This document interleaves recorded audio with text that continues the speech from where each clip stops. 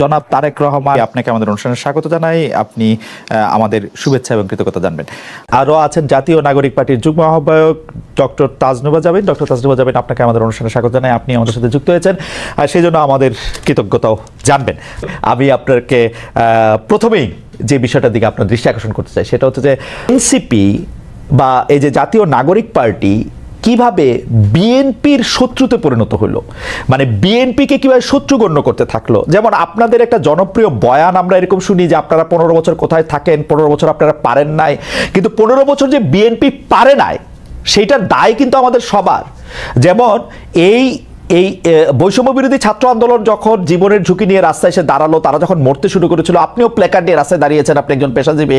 আমরাও আমাদের জায়গা থেকে যা করার দরকার তা করতে চেয়েছি, তা করতে চেষ্টা করেছি। কিন্তু বিএনপি যখন করতে চেয়েছে, বিএনপি যখন শেখ হাসিনাকে সরাতে চেয়েছে, তখন আমাদের কাউকে কিন্তু পাশে পায় নাই। এই 15 বছর ধরে সংগ্রামরত, তারপর হচ্ছে বিভিন্নভাবে মজলুম দলটা কিভাবে এনসিপির সবচেয়ে বড় প্রতিপক্ষতে পরিণত হলো। তারা কথায় কথায় বিএনপিকে শ্লেষ করে, বিএনপি পারে নাই, বালুর ট্রাক সরাতে পারে নাই, দৌড়ানি দিয়ে এই আগে যদি দিতেন তাহলে এতদিনে ওরা পলায় যেত। এগুলি বিএনপিকে কেন শুনতে হইতেছে? মানে বিএনপির অপরাধটা কি? এবং সেটা কিন্তু আজকে থেকে না, প্রথম দিন থেকে। এবং বিএনপির অপরাধ আমি সরাসরি দেখি যে বিএনপি একটা নির্বাচন চায় এবং নির্বাচন করে এটা দেখতে চায় যে কারা আসলে কটুক দিতে পারে। আপনি যদি আমাদের একটু বলতেন। এই 5 আগস্টের পরে কিন্তু প্রত্যেকটা ফ্যাসিবাদ বিরোধী শক্তি যার যার ব্যানারে ফেরত গেছে। এখন যখন গণ অভ্যুত্থানটা নিয়ে প্রশ্ন ওঠে, গণ অভ্যুত্থানের ভাগিদার নিয়ে প্রশ্ন ওঠে, সবাইকে কিন্তু সমান সেটার অংশীদার তারা দাবি করে, খুব ভালো কথা। কিন্তু যখন ব্যর্থতা বা কোনো ধরনের জবাবদিহিতার মধ্যে পড়তে হয়, তখন কিন্তু শুধু ছাত্র তরুণদেরকে পড়তে হয় বা এই গুটি কয়েক ছাত্রকে ধরে পড়তে হয় যে, এবং এই শত্রু বা তারা 15 বছরে কিছু পারে নাই, এই কথাটা কিন্তু শুধু ছাত্র তরুণদের পক্ষ থেকে যায় না, এটা জনগণের পক্ষ থেকেও যায়। আপনি যদি আপনাদের এই অনুষ্ঠানগুলোর নিচে কমেন্ট গুলা দেখেন, কখনো যদি চোখে পড়ে, এখানে কিন্তু যাদের প্রকৃত অর্থে যাদের অ্যাকাউন্ট আছে, এরকম অনেক মানুষ কিন্তু খুব সুন্দর সুন্দর কথা লেখে এবং কাউকে অ্যাটাক করে না, খুব গঠনমূলক ভাবেই কিন্তু লেখে। এটা থেকে কিন্তু আপনারা নিজেরাও বুঝতে পারবেন এবং আশেপাশের মানুষ থেকেও বুঝতে পারবেন যে গত 15 বছরে একটা যোগ্য বিরোধী দল হওয়ার ব্যর্থতা কিন্তু এদেশকে ভুগিয়েছে। একটা সফল বিরোধী দল হওয়ার ব্যর্থতা কিন্তু এদেশকে ভুগিয়েছে। এটা শুধু ছাত্র জনতা হিসেবে আমরা যে বলি যে, বা এনসিপি এই নতুন করে যে এটা বলে, ব্যাপারটা তা না। আরেকটা বিষয় হচ্ছে, এই শত্রু বা এই মুখোমুখি দাঁড় করানোর ব্যাপারটা কিন্তু এক দিক থেকে না। আপনি দেখবেন এই যে কিছুদিন আগে এক টক শোতে আমার এক সহ আলোচক বলছিলেন, আমি 90 সালের গণ অভ্যুত্থানের একটা কথা বলছিলাম, উনি বলছেন 90 সালে তোমার বয়স কত ছিল, বেয়াদব, অপরিপক্ক, আদব কায়দা জানে না, তোমাদের বয়সে মানে এক একজনের, আমাদের রাজনৈতিক জীবন বা রাজনৈতিক পথ চলা তোমাদের বয়সের বেশি। এই যে খাটো করে দেখা, এই যে হেয় করে দেখা, তো এটার প্রতিক্রিয়াতেও কিন্তু কিছু কথা চলে আসে। না ডক্টর জাবিন আসেন, আমরা একটু আমার ব্যর্থতা, আমি আপনার প্রশ্নটা আসলে বুঝাতে পারছি কিনা আমি জানি না। আমার কাছে যেটা মনে হয়েছে যে বিএনপি গত 13 বছর ধরে, স্পেসিফিকলি বললে যে 2012 সালের পর থেকেই বিএনপি এই একটা সরকারের কাছে একটা দাবি জানায় আসতেছে, দরকার হলে সরকারকে বলতেছে ক্ষমা চাইতে একটা সুষ্ঠু নির্বাচনের কথা বলতে। এবং এইটার মধ্যে কিন্তু বিএনপি কোনোদিন কোনো আড়াল নিতে পারে নাই। বিএনপি কিন্তু কোনো ছাত্রলীগের মধ্যে গিয়ে বলতে পারে না যে বঙ্গবন্ধু মহান নেতা, আমরা সবাই বঙ্গবন্ধুকে ভালোবাসি, এই কথা বলে কিন্তু বিএনপি রাজনীতি করতে পারে নাই। বিএনপিকে রাজনীতিটা করতে হয়েছে বিএনপির কথা বলেই, শেখ হাসিনার এগেইনস্টে কথা বলেই বিএনপি রাজনীতি করতে হয়েছে। তার জন্য মামলা, মোকদ্দমা, জেল, জুলুম যত কিছু করছে, চা খাচ্ছে। বৈষম্য বিরোধী ছাত্র আন্দোলনের নেতারা কিন্তু শেখ হাসিনার বিরুদ্ধে ফেসিবাদী আন্দোলনে গেছে হচ্ছে অনেক পরে, অনেক জায়গার পরে। সেই সময় তাদেরকে আমরা মুক্তিযুদ্ধের স্লোগান দিতে দেখছি, তাদেরকে আমরা বঙ্গবন্ধুর ভাষণ দিতে দেখছি, এবং আমরা দেখছি যে তারা নানাভাবে নানা ধরনের আড়াল নিচ্ছেন। বিএনপি কিন্তু এই সুযোগটা পায় না। আমার প্রশ্নটা হচ্ছে, যেই বিএনপি এত ত্যাগ করলো এবং তারা কিন্তু সরকারে গিয়া 3 জন মন্ত্রী হয় নাই, 3 জন মন্ত্রী এই বৈষম্য বিরোধী ছাত্ররাই হয়েছে। তারা কিন্তু কোনো কিছু দখল করে নাই, তাদের একটাই চাওয়া ছিল ইলেকশনে যাওয়া। এবং ইলেকশন যাওয়ার পর থেকে বিএনপিকে কি শুনতে হয়েছে আপনাদের কাছ থেকে আপনি দেখেন। আমি ছোট করে একটু বলি, আমার মাফ করবেন, আপনাদের কাছে শুনতে হয়েছে বিএনপি নাকি আওয়ামী লীগকে পুনর্বাসন করতেছে। বিএনপি নাকি আওয়ামী লীগকে নিয়ে আসতেছে। আওয়ামী লীগ দিয়া বিএনপির নেতারা যেভাবে ক্ষতিগ্রস্ত হয়েছে তার 100 ভাগের 1 ভাগ বাংলাদেশে কেউ হয় নাই।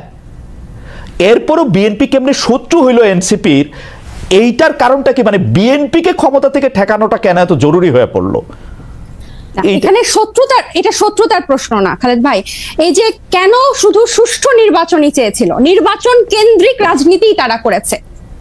এই যে হাসিনা কিভাবে এই 3টা অবৈধ নির্বাচন করে ফ্যাসিস্টের সাম্রাজ্য টিকে রেখেছিল, তাদের রাজনীতিটাই ছিল নির্বাচন কেন্দ্রিক। কারণ নির্বাচন হলেই শুধু গণতন্ত্র হবে, গণতন্ত্র ফিরে আসবে, এটা তাদের একটা রাজনৈতিক একটা চালের, এটা বা তাদের কি বলবো আমি, পরিকল্পনার ভুল বলবো, যে তারা সবসময়, আপনিই বলছেন যে তারা সবসময় সুষ্ঠু নির্বাচনই চেয়েছে। কেন তারা হাসিনার এই যে তার যে সাম্রাজ্য, 3টা বিভাগ, এই যে সবকিছু তার একক কর্তৃত্বে, একক হাতে, প্রত্যেকটা রাষ্ট্রীয় প্রতিষ্ঠানের একটা ইট পাতা যে হাসিনার কথা ছাড়া বা স্বৈরশাসকের কথা ছাড়া চলতো না, বা মানুষকে সম্পৃক্ত করার যে রাজনীতি, এটা তো বিএনপি করতে ব্যর্থ হয়েছে।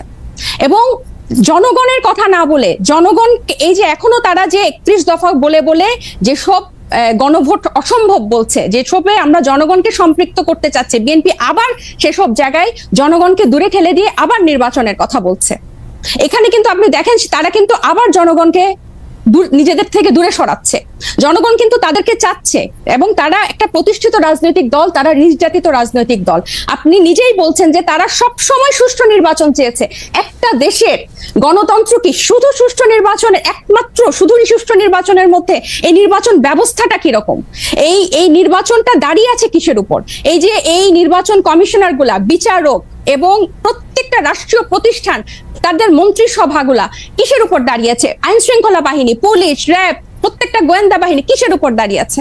এগুলোর সংস্কারের কথা, এগুলোর বিরুদ্ধে কথা, প্রত্যেকটা সবসময় তাদের একটা উপর দিয়ে কথা, যে চেষ্টা করা হবে, পরিবর্তন করা হবে, কিন্তু স্পেসিফিক্যালি উপায়টা কি, পথটা কি, তারা জনগণের কাছে সেটা পরিষ্কার করে না। যেটা ছাত্র জনতা বা এখন পরবর্তীতে হয়েছে, হয় আন্দোলনটা কোটা বিরোধী আন্দোলন দিয়ে শুরু হয়েছিল, এবং সব সময় কিন্তু এটা একটু বাংলাদেশের ইতিহাসে প্রথম না, একটা দিয়েই শুরু হয়েছিল। কিন্তু এই পুঞ্জীভূত যে স্বৈরশাসকের 15 বছরের যে পুঞ্জীভূত ক্ষোভ, সেটা কিন্তু প্রকাশিত হয়েছে একটা সিস্টেম, একটা ধাপ পেরিয়েই কিন্তু সেদিকে গিয়েছে। এবং আমি একটু বলি, এবং বিএনপিকে যে এই শত্রু মনে করা না, আমরা কিন্তু চাচ্ছি বিএনপিকে জাতীয় ঐক্যমত্য নিয়ে আমরা একসাথে সবাই মিলে আমরা ঐক্যমতে পৌঁছাই সংস্কারের বিষয়ে, যে মৌলিক কিছু সংস্কার হোক, তারপর নির্বাচন যে 2টা টাইম লাইনে আছে তার মধ্যেই হবে, এবং প্রত্যেকটা দল, নিবন্ধিত দল সেখানে অংশগ্রহণ করবে। এবং বিএনপির কেন্দ্রীয় নেতৃত্বের নিয়ন্ত্রণ স্থানীয় পর্যায়ে নেই। আমরা প্রশ্নটি এমনভাবে করতে চাই যে একই বিষয় কি এনসিপির জন্য সত্য না? এনসিপির কি সব জায়গায় নিয়ন্ত্রণ আছে? জামিন, আপনি শুনছেন কিনা আমি জানি না, মনিয়াপা শুনছেন কিনা আমি জানি না, আমি তো শুনছি এনসিপির পরিচয় দিয়ে স্থানীয় পর্যায়ে বহু লোক বহুভাবে চাঁদাবাজি করছে, বহু লোক বহুভাবে এনসিপির পরিচয় দিয়ে, সমন্বয়ক পরিচয় দিয়ে, আহ্বায়ক পরিচয় দিয়ে বহু লোক বহুভাবে চাঁদাবাজি করছে। এইটা আপনি এটাকে কিভাবে দেখেন? আর বিএনপির মানে বিএনপির কি প্রবলেম সেটা নিয়ে এনসিপির বিবৃতি দেওয়ার কারণ কি? মানে এইটা এটা এটা এটা এইটা আপনি কি আসলে কিভাবে দেখেন? আসলে বিএনপির কারো দ্বারা যদি কেউ আক্রান্ত হয়, সে আইনের ব্যবস্থা নিতে পারে। আপনারা একটি রাজনৈতিক দল হয়ে আরেকটি রাজনৈতিক দলের কোথায় নিয়ন্ত্রণ আছে, কোথায় নিয়ন্ত্রণ নাই, সেটি বলার কারণ কি আসলে?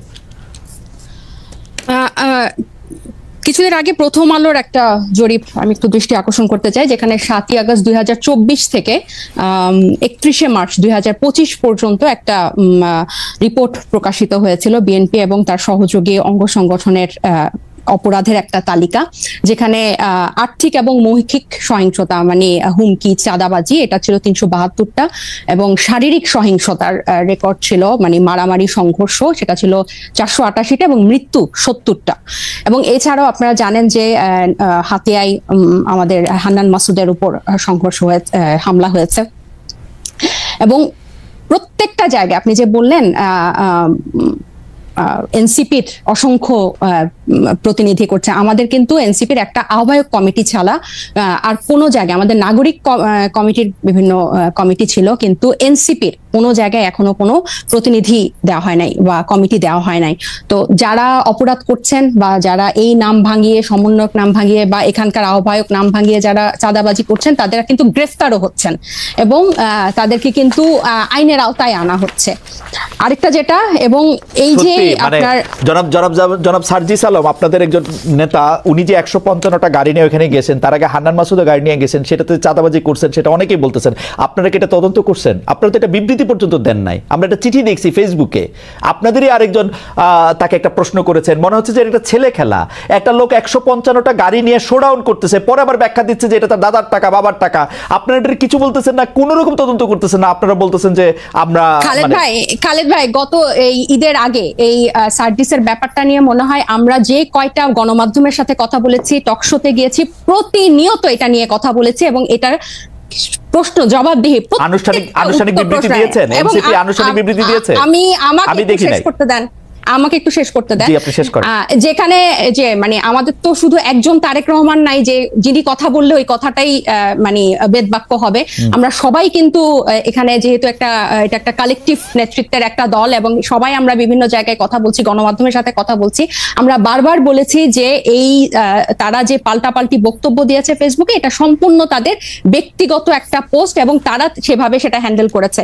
আমি আরো বলি যে আপনি আমাকে যে কথাটা শেষ করতে দিলেন না, তো এই যে বিভিন্ন জায়গায় যে তাদের এই সহিংসতা এবং তাদের যে স্থানীয় পর্যায়ে নিয়ন্ত্রণ নাই, এটা স্বয়ং তাদের দলের যে তারেক রহমান সাহেব উনি নিজেও কিছুদিন আগে, এই 2-1 দিন আগে, ঈদের আগে একটা বক্তব্যে বলেছেন যে যারা এরকম করছেন তাদেরকে উনি ডিজোন করেন বা টানতে পারেন না। সো এটা প্রমাণিত যে তাদের স্থানীয় পর্যায়ে তাদের ইয়াটা নাই, কন্ট্রোলটা নাই এবং নিজে উনি এই কথা স্বীকার করেছেন। আর আমাদের দলের সাথে যে আপনারা বিএনপির তুলনা করছেন, এটা এই কারণে আমি বলবো যে আমরা এখনো সাংগঠনিকভাবে ওভাবে বিস্তার লাভ করি নাই। নতুন একটা রাজনৈতিক দলে অনেকেই কিন্তু শেল্টার নিতে চাইবে বা নাম ভাঙিয়ে এটা করতে চাইবে, কারণ এই যে এইগুলো কিন্তু এই 1 মাস আগে আমরা এসে নতুন করে তৈরি করি নাই, বরং এই পুরনো রাজনৈতিক অপসংস্কৃতির মধ্যে আমরা এসেই জন্ম নিয়েছি।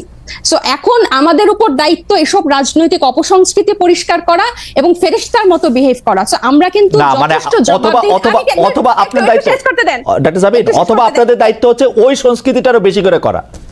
একটু খালেদ ভাই আমি শেষ করি। ওই সংস্কৃতি বেশি করা না, ওই সংস্কৃতির বিরুদ্ধে কথা বলা।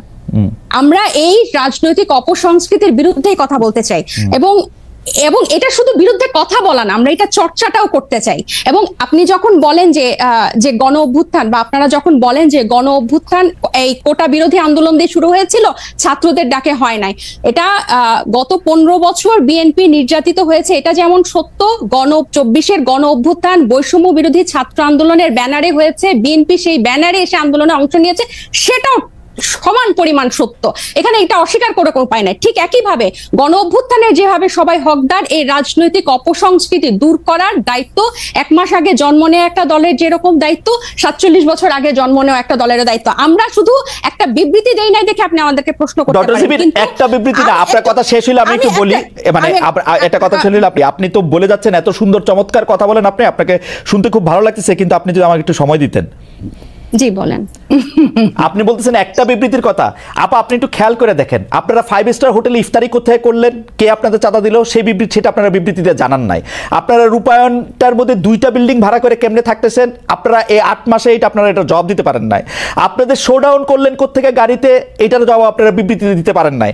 আপনারা কেন হাসনাত আব্দুল্লাহ হঠাৎ করে বললো আর্মি তাদেরকে ডাইকা নিয়ে বলছে আওয়ামী লীগকে রাজনীতিতে আসতে দিতে হবে, তারপরে আপনারা এটার নিয়ে কিন্তু কোনো একটা দলগত অবস্থান আপনারা জানান নাই। আপনারা বিবৃতি দেন না এমন না, কিন্তু আপনারা কিন্তু বিবৃতি দেন। জনাব নাহিদ ইসলাম এবং আপনাদের মিডিয়া সেলের পক্ষ থেকে আমরা অনেক বিবৃতি পাইছি, এগুলি ব্যাপারে আমরা কোনো বিবৃতি পাই নাই আনফরচুনেটলি। টকশো থেকে আপনি কথা কইলেন, এখন আপনার কথাটা কি আমরা শুনবো নাকি আপনার একটা পার্টির বিবৃতি আশা করবো? আপনি নতুন রাজনৈতিক বন্দোবস্তের কথা বলতেছেন, একটা নতুন আপনি আমাকে দেখাইতে পারবেন যে এনসিপির সাথে বিএনপির কি তফাৎ, এনসিপির সাথে জামায়াতের কি তফাৎ? কোন জায়গা দিয়ে আপনারা একটা তফাৎ করতেছেন আরেকটা জায়গা দিয়ে একটা নতুন বন্দোবস্ত আনছেন? একটা উদাহরণ দেখান একটা নতুন বন্দোবস্তের। আচ্ছা খালেদ ভাই, বিবৃতি দিয়েই যদি এসব অপসংস্কৃতি বা এসব ব্যাপার থেকে মুক্ত হওয়া যেত তাহলে বোধহয় বিবৃতি দেওয়া হতো। আমরা কোন কোন বিষয়ে বিবৃতি দিয়েছি আপনি নিশ্চয়ই সেটা যেহেতু খেয়াল করেছেন, আপনি খেয়াল করে থাকবেন। এইসব ব্যাপারগুলা বিবৃতি দিয়ে দায়সারা ভাবে ফেরানো যাবে না, এগুলোকে জনগণের কাছে পরিষ্কার করতে হবে। এবং অর্থনৈতিক স্বচ্ছতা আমাদের রাজনৈতিক দল জন্ম নেওয়ার আগে থেকে আমাদের অন্যতম প্রায়োরিটি। শুধু বাংলাদেশে কোনো রাজনৈতিক দলের এই গত 53 বছরের রাজনৈতিক সংস্কৃতিতে অর্থনৈতিক স্বচ্ছতা কখনো কোনো রাজনৈতিক দল দেখায় না। এবং আমরা জন্ম নেওয়ার আগে থেকেই এই আলোচনা, আপনি যে 8 মাস বললেন, জন্ম নিয়েছে 1 মাস আগে, এর আগে থেকে আমরা যখন এই প্রক্রিয়ার মধ্যে ছিলাম, এটা ছিল আমাদের অন্যতম প্রায়োরিটি। আপনার একটা জিনিস, একজন ব্যক্তি একটা রাজনৈতিক দলের একজন দুজন কিছু করবে, সেটাকে ডিফেন্ড করে একটা বিবৃতি দিয়ে কিন্তু ব্যাপারটা থেকে দায়সারা হওয়া যাবে না। বরং আমাদের হোমওয়ার্কটা হচ্ছে, আমাদের কর্মযজ্ঞটা হচ্ছে এই জিনিসটা কিভাবে স্বচ্ছভাবে মানুষের কাছে পরিষ্কার করা যায়, যাতে এটাই হচ্ছে আমাদের বিএনপি এবং জামাতের থেকে আমাদের পার্থক্য। বিএনপি এবং এই যেসব রাজনৈতিক দল স্টাবলিশ ছিল, তারা কি শোডাউনের রাজনীতি করে নাই? তারা কি পেশি শক্তি দেখায় নাই? তারা কি আর্থিক প্রভাব প্রতিপত্তি দেখায় নাই বিভিন্ন জেলায়? এটা তো আপনি অনেক অভিজ্ঞ, আপনি অনেক বছরের আপনার অভিজ্ঞতা। আমি বলি, আমাকে শেষ করতে দেন যে এখন এটা থেকে আমরা ডিফারেন্ট কিভাবে হব, যে এগুলোকে আমাদেরকে চেক করতে হবে। বিবৃতি দিয়ে কিন্তু এখান থেকে দায়সারা ভাবে আমরা মুক্তি পেতে পারবো না। এগুলোকে আমাদের অ্যাড্রেস করতে হবে, এগুলোকে ফ্লেক্সিবল করতে হবে, কিভাবে জনগণের কাছে পৌঁছানো যায়। এবং এই ইফতারের কথা এবং রূপায়ণ টাওয়ারের অর্থের কথা আমরা বারবার বলেছি, সেটা টকশো অন্যতম মাধ্যম বাংলাদেশের। আপনার এটা পরিষ্কার বিবৃতি দিতে কি অসুবিধা? বিবৃতি দিতে কি অসুবিধা আপনাদের? বিবৃতি দিতে